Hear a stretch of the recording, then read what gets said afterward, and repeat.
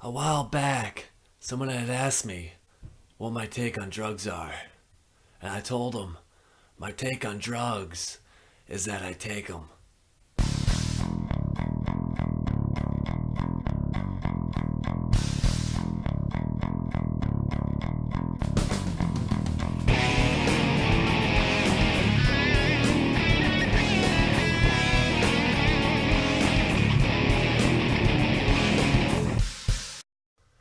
Hey, this is Chase Hawkins here, and I got on the phone with me, strapped to my microphone, I got Lee Poirier. Lee, you there? Oh, I am here, Chase. That is awesome, man. Thank you. Yeah, thanks for having me on. Yeah, no problem. Hey, I learned from Josh that you got a song called, The Slave Who Behaves. Yeah, that's right. I got that song. That's when I only hit. That was like 40. That's your only hit? Pretty crazy. I hear that. The only one that made it. Yeah, I hear that's a really great song. Why don't you tell me a little about it? Well, I appreciate that. I made the song when I was working at one of my dead-end jobs. I really start to feel like I am a slave who just behaves and listens to what the herd tells me to do, and I broke free, man. I broke free, and I wrote a song about how I learned who my masters were, and fuck them. Yeah, that's awesome, man. That's really awesome. I like that.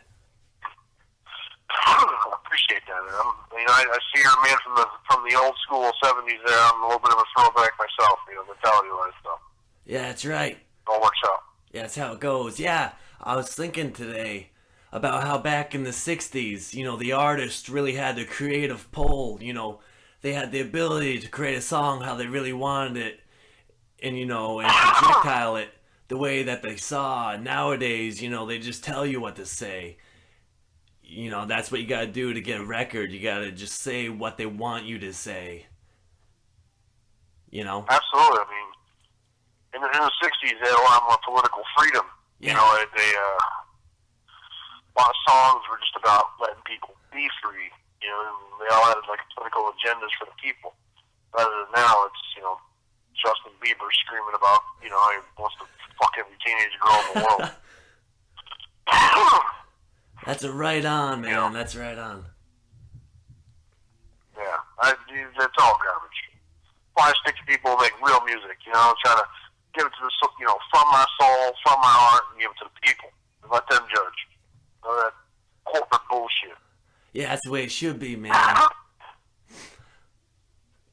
So that's the way it should be, man.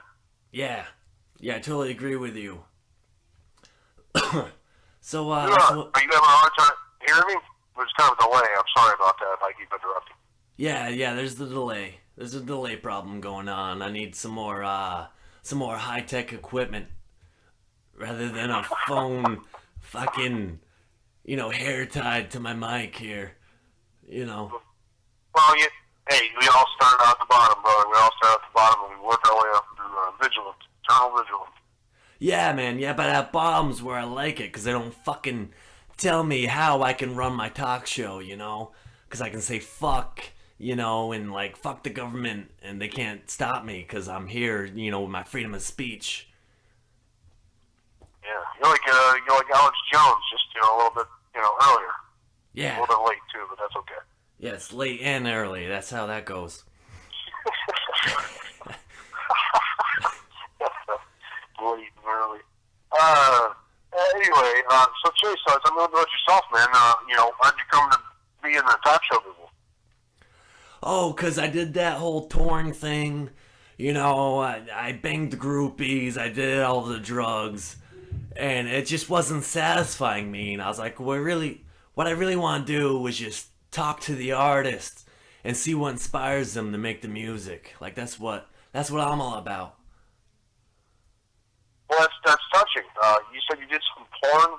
Kim Kardashian got famous with a leaked sex tape. Have you thought about that route as well, or? No, I wasn't going the sex tape route. I just needed some money at the time. That's why I did the porn. The tour bus was that gas. The Greyhound. we had to get to fucking Atlanta, you know, so I had to get quick porn in the back alley, you know. Right. What? Snow White had 7 dwarves. It's fine. You know, I understand. Absolutely. But back then it was a different time. You know, it was different. Yeah, right, Structures of economical growth came when it had to.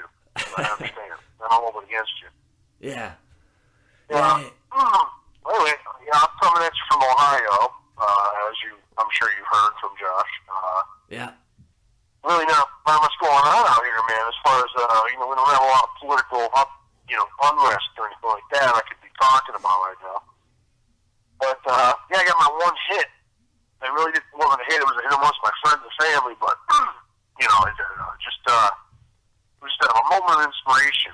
And now I'm kind of laying low. I got this new band thing going, but that's cool, man. I'm kind of sorting some stuff out with them. It is what it is, you know. Yeah. I don't think it's going to go anywhere, but definitely take something away from it. Yeah, man, you just gotta keep on trying, you know, keep up the faith. You know, just keep on plugging away till it happens, you know? Right. Absolutely. I appreciate the inspirating words there. Yeah, inspiration is all around us, man. You just gotta grab it and put it in your bowl and just rip it up, and then you'll be inspired to do anything. You know? That's my fucking motto. Now, Chase, are you a one-man wrecking ball there, or you got some crew behind you helping you behind the scenes at this on this project, or what?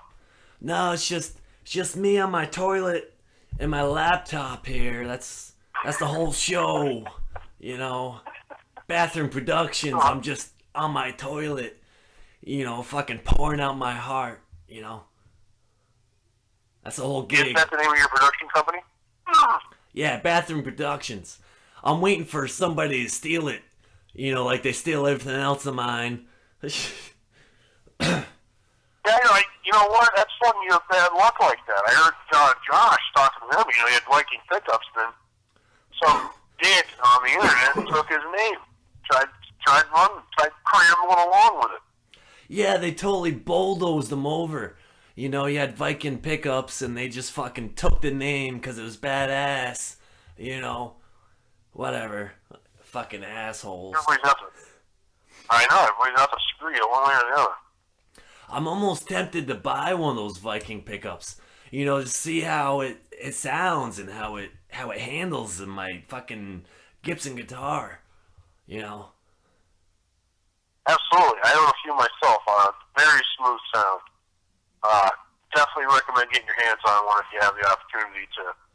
Maybe Josh will lighten you up with one if you get him on your show a few times, get him to trust you a little bit. Right, yeah. You know, grease them up and smoosh them, you know. Or, no. That was wrong. Just gonna grease them up all and just be smoothing up on them. Yeah, that's totally inappropriate. I almost had the question why you want two of these pickups. Hey, do you mind if I give a shout out to someone? Yeah, go ahead. Oh, thank you, man. Hey, I'd like to give a shout out to my cousin Jeremy Poirier, whose birthday was actually March 6th, which just happened. But he's he's in jail actually right now. But I'd like to throw a happy birthday out to him in case he gets sees this televised in jail. At least he knows people are rooting for him. That's cool, man. That's real. That's real heartfelt. You're doing that for your cousin. Yeah, well, can't smoke cigarettes in jail, so. Oh yeah. You gotta, I'm not a rich man. I can't really put too much on the commissary there, but I definitely let him know that people are pushing for him. Yeah, man. Yeah, it's totally heartfelt. I love seeing shit like that. Family sticking together like that. All right, let's talk about some guitar theory. Like, what's one scale that you really love using? Your fallback scale that you use all the time. My fallback my scale is, I'd say the scale I use the most, besides the blues scale, is the Mixolydian scale, which is the fifth.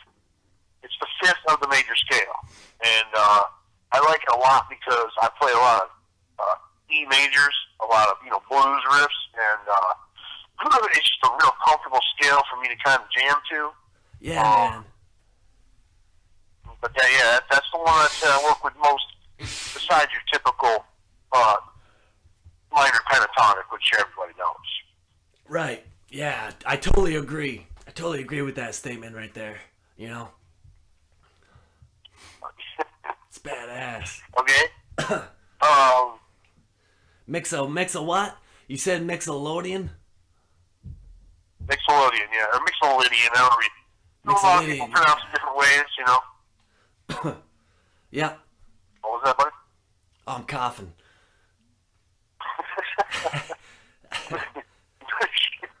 Quit the smoking. Oh. Yeah, I smoke like a chimney, man. That's why I talk like this. Just smoke all day. Right. Yeah. I don't know if you know that girl on the that old bitch on the cigarette commercial. She kicked a bucket there. She had a big hole in her neck. Oh wow. Kind of turned me up. I'll be honest. Yeah. She had one of those tracheotomies, man. She gives head and neck. What?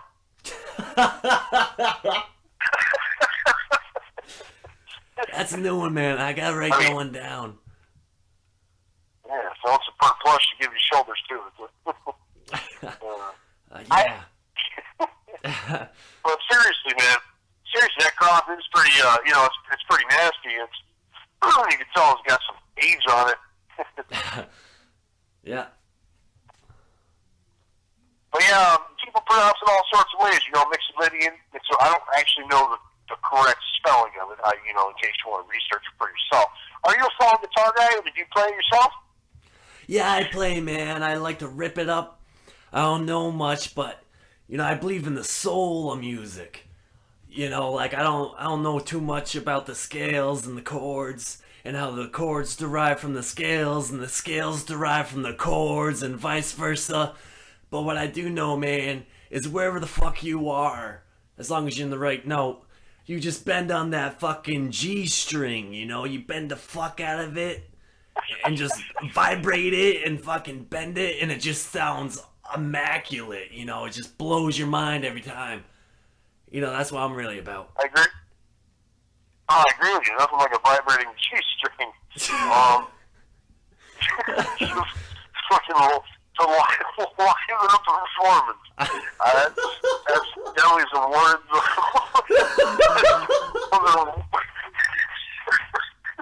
There's words to live by, Mr. Hawkins. I won't take that away from you. That's okay. A page out of your book in my next performance. Yeah. Well, that's good. I mean, you touched on a lot of points there. I mean, music from the soul is really beautiful and it's real. You're really pushing what I'm saying. Push to the people and let them judge you for the quality of your content. Right on, man. Yeah, you can't fake the soul of it. I mean, everyone wants to break it down in mathematical formulas, and they want to just put philosophical words all over it and act like it's mythical, like you gotta be the chosen one to read the fucking hieroglyphics on the fucking fretboard. But what it really is about is just feeling the music, Yeah, there's a lot of overthinkers out there, absolutely. I'm guilty of that myself. Well, it's okay. Well, thank you. It's humbling. So, your show is relatively new, right? Huh? Your show is relatively new at this point, right? Hey, who's the inventor who? Who's interviewing who, huh? That's what I'm just asking right now. I'm sorry. Am I on the stand? I swear to tell the truth and shit, All right. It's okay. Yeah, my show is new. My show is new. You're my second guest. I had your cousin Josh on, the other day there. Oh. Yeah, it was cool. We talked about his song, Redneck Gypsy, and stuff. Yeah, Yeah, he's it was doing great, fun times. absolutely. But another song, Redneck Joe, I liked a lot. Really original. Loved it. Oh yeah. He's doing some. Yeah, he's doing some great stuff. As long as you don't get Jeremy in the background with the fan blowing his hair around, slapping the G string here, he'd be all right. Right. I mean, on your show, do you only have musicians, or I mean, you looking to touch a lot of audiences, or what's going on here? Well, if you want to break down, play by play, my next move, I got some guys I talked to on Twitter, and they're like trying to be somebody, and they're like really phenomenal guitarists. Like, I was blown away with their videos. I might try to get them on next, Oh, good for you. I hope you managed to do that. Yeah, I gotta rope them in, I gotta make it sound like I'm somebody, and that they're gonna get like a whole new audience by being on my show, All right. Absolutely. Right on, man. Good for you. You just gotta shuck and jive, baby. Shuck and jive till you shine. Yeah. Yeah. That's what you gotta do. Yes. Alright. Popcorn chicken? Popcorn chicken. I think that does it for the show, Lee. But thank you for coming on and sharing your knowledge in guitar and drugs and stuff. Drugs? You didn't ask me anything about drugs. Oh shit! Well, we gotta say something. What's your drug of choice, really? I believe. Well, I don't do drugs actually. I think that because they're illegal, I definitely stay drug free. But Right. if I had a choice, I would definitely.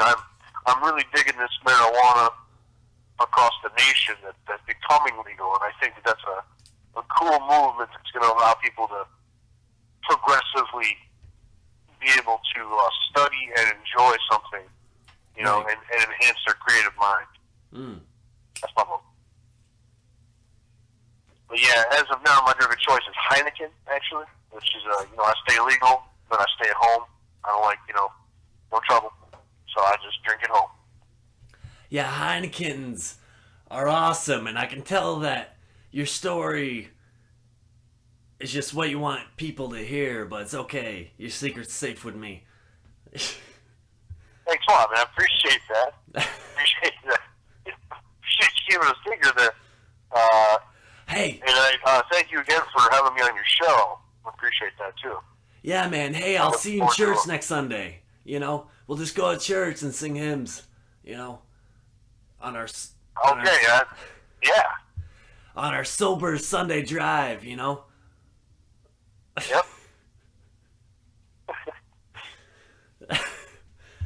All right, well, thank you, Lee. All right, man. All right, keep it cool. All right, All right, bye. all right. Bye. All right, bye. Hey, this is Chase Hawkins, man. You're listening to Guitar Talk. Stay tuned next time, because it's going to be fucking gnarly, man. I'm going to get somebody. I don't know who.